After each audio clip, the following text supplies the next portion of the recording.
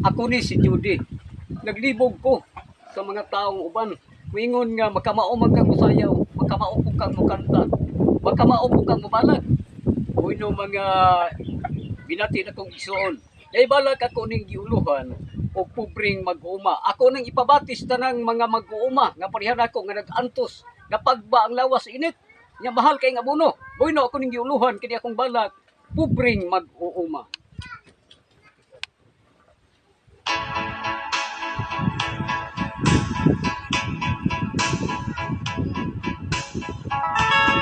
Salamat ako kayano nga mag-uuma.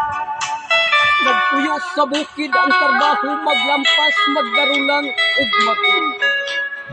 Magtanom ug humay mais, lubi mga lagot nun ug uban pa. Aron laman mabuhi ang kabusnakong pamilya. Dinhi sa bukid ako nagpuyo ang maayong panglawas, mauray akong gipangayo. Mag-ampo sa Ginoo aron sa disgrasya sa among trabaho kami iyang ipahirap. Sa adlaw nga Domingo kami musimba aron makaapil sa hiliusa.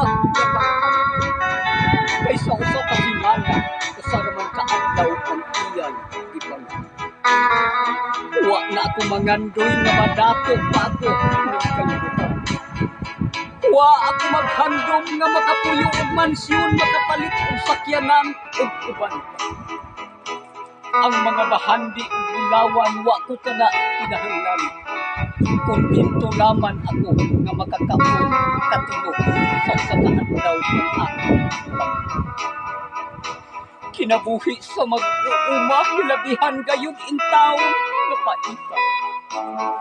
Mag-ugmad sa yuta, init ug ulan among giagwanta.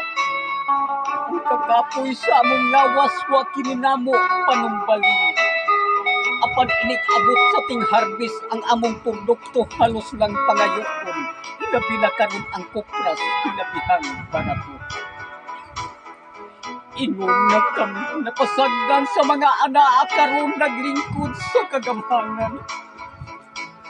Sa way pagpakabana o panglantaw nga kaming mga pobreng mag-uuma ang naapektuhan.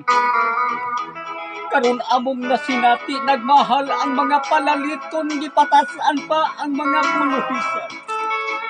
Hinungdan nga ang among mga kabataan halos na gani dili makatungtong sa tag-as nga tinanghaan. Kano sa apamangkaha moabot ang kinutuban sa among mga pag-antos. Kay ang mga adunahan sila kanamo kanunay nga nagpahimulos.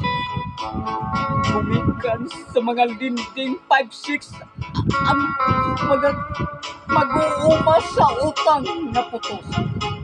Sa wala nila'y katagbawan kay ang ilang kwarta maumay ilang ipakadin.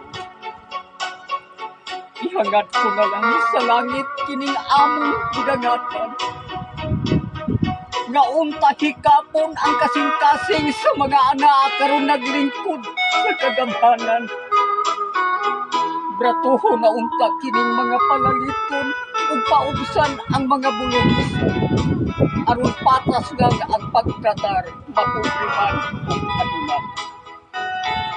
Ang mga adunahan yanuhon lang in taon pagdaog-daog ang mga kabus nga mag-uuma.